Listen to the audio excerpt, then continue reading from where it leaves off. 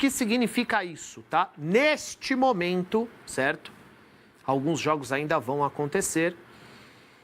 O PSG já fica de um lado, o Botafogo fica do outro, certo? O Flamengo fica de um lado, ao que tudo indica, como ele passou em primeiro, ele vai para o lado direito, que é o lado do PSG, que passou na primeira colocação. Inclusive, deixa eu falar com a produção. Assim que der, Cleber, sobe o chaveamento, que acho que fica mais fácil da gente entender esse cruzamento aí. Exato. O City e a Juventus vão decidir quem é que vai ficar na primeira colocação. Vai um para cada lado. Olha lá, e vai em cima do que você está falando lá. Exato. Então, nós já temos ali, ó, o Botafogo de um lado, o PSG do outro. O Flamengo já está ali, porque ele já está classificado e na primeira colocação. Por isso que aparece o Flamengo. Ou seja, se o Flamengo passar das oitavas, ele já corre o risco de pegar o PSG na próxima fase. Se o Botafogo pega, por exemplo, o Palmeiras ali, ó, o primeiro colocado. Se o Palmeiras continuar na primeira colocação, é Botafogo e Palmeiras. Ali embaixo do Botafogo tem o Bayern de Munique. Então, já é outro confronto muito difícil. E ainda tem Juventus e City, que vão decidir quem é que fica com a primeira colocação, vai um para cada lado. Ou seja, o resultado de hoje do Botafogo jogou o PSG para o lado do Flamengo. É verdade. Tem uma frase que foi cunhada por Renato Paiva, se é que ele não copiou de algum gênio do futebol, que diz o seguinte, Bernardo: o cemitério do futebol está cheio de favoritos. Essa frase se aplica ao que aconteceu hoje ou é melhor deixar aquela antiga dos anos 50, tem coisas que só acontecem com o Botafogo? Boa tarde. Boa tarde, Cacau. Um abraço a você, ao Ivan, companheiro amigo de casa. Acho que nenhuma nem outra, né? Tem coisas que só acontecem com o Botafogo que se aplicaria se o Botafogo tivesse sido eliminado. E poderia ter sido eliminado hoje. Se o Atlético faz 3 de diferença, o Botafogo teria rodado hoje, né? E o cemitério está cheio de favoritos, tampouco, né? Porque hoje o Atlético de Madrid era favorito para ganhar o Botafogo. E para mim tudo passa por um nome e sobrenome nesse jogo. Matteo Ponte, jogador uruguaio que entrou no segundo tempo no lugar do Vitinho. Acabou com o jogo para o Botafogo. Errou tudo que tentou e foi em cima dele que o Julián Álvares faz a jogada para o gol do Griezmann. Então entrou pessimamente. O Botafogo se propôs a se defender, assim como havia feito contra o Paris Saint-Germain, mas esse lateral errou muito e contribui diretamente para esse resultado. O tiro aqui é uma roupa do Arthur, né, que por pouco não entrou.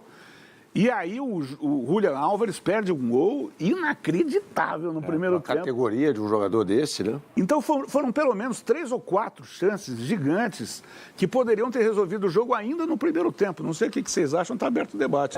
O lance para mim mais determinante foi o do Savarino, né? Baita defesa do Oblak, né? Foi um lance até semelhante ao gol do Igor Jesus contra o Paris Saint-Germain, né? O Botafogo se propondo a se defender e aí tem uma escapada. E você vai ter menos chances contra times desse investimento na Europa. Vai ter menos chances. Então, você caiu na cara do gol, você tem que fazer. Tem que fazer. E o Savarino perdeu um gol incrível. Incrível, assim. Acho que foi pior do que o lance do Everaldo no jogo contra o Borussia Dortmund. Porque o Everaldo tentou passar. O Savarino finalizou. Então, ali, para mim, ele perdeu a grande chance do Botafogo. É que quando a gente vai falar um pouquinho a respeito, né?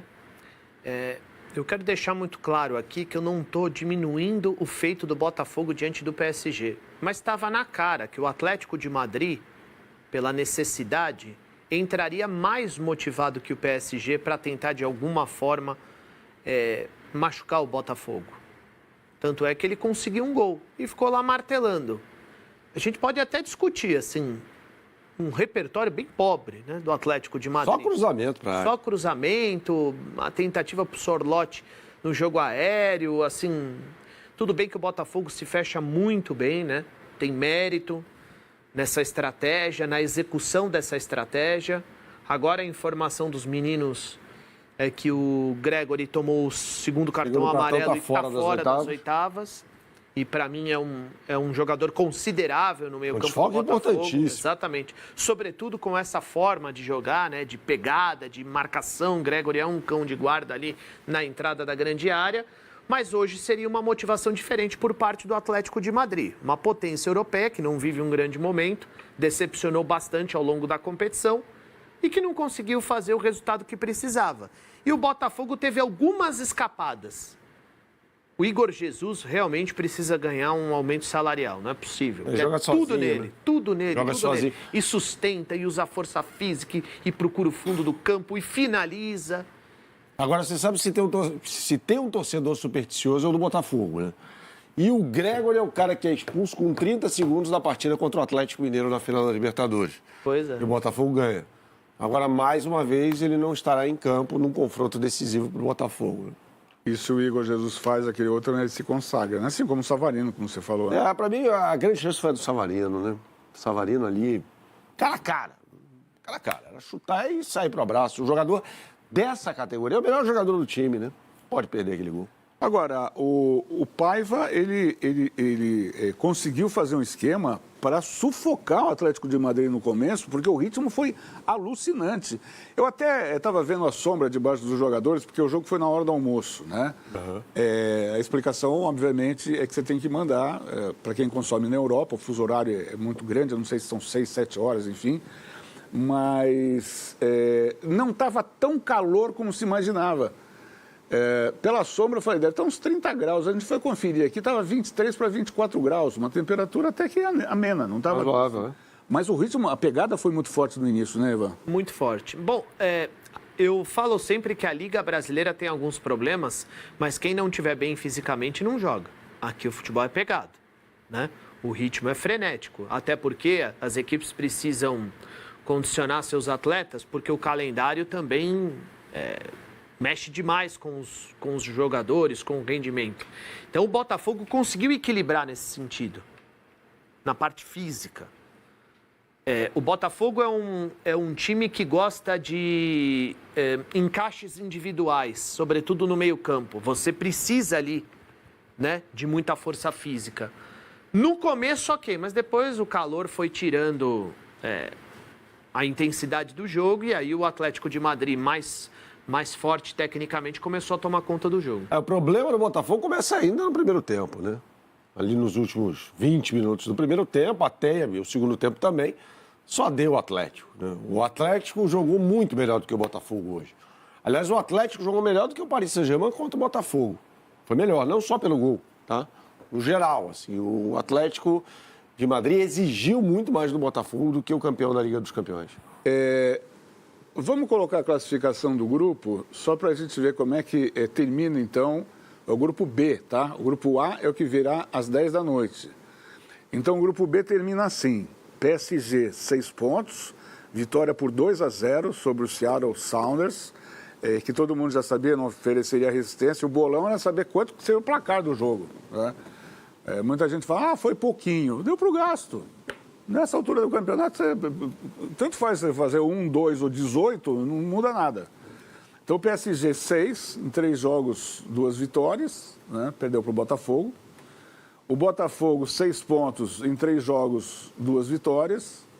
Atlético de Madrid consegue 6 pontos. O badalado time do Simeone, que acho que veio passar férias nos Estados Unidos, né? 3 jogos, 2 vitórias, tentando se restaurar aí, mas tomou um sapeca iaiá do Paris Saint-Germain que perdeu o saldo completamente ali, né? O contato, em termos numéricos, do saldo de gols. E o Seattle, o time dos Estados Unidos, enfim, não deu para o gasto. Então termina assim e o banho de água fria justifica-se. Eu acho que eu nunca vi o Berna tão... como eu posso dizer, assim, cabisbaixo pelo resultado que se aplicou aos 42 do segundo tempo no gol do Griezmann, que acabou sendo uma espécie de banho de água fria. Foi um banho de água fria, né? Porque o Botafogo se encaminhava para ser o primeiro do grupo. E aí você vislumbrava ali um cruzamento, você falou aí no início do programa, né? Se forem mantidos as posições, o Inter Miami. Para depois ter um confronto provável contra Flamengo, Benfica ou Boca Juniors, seria um lado ali bem legal da chave, né? Agora o Botafogo se complica, porque ele cai do lado, provavelmente, do Palmeiras e depois do Bayern de Munique, né? Então fica com um prazo de validade a campanha do Botafogo.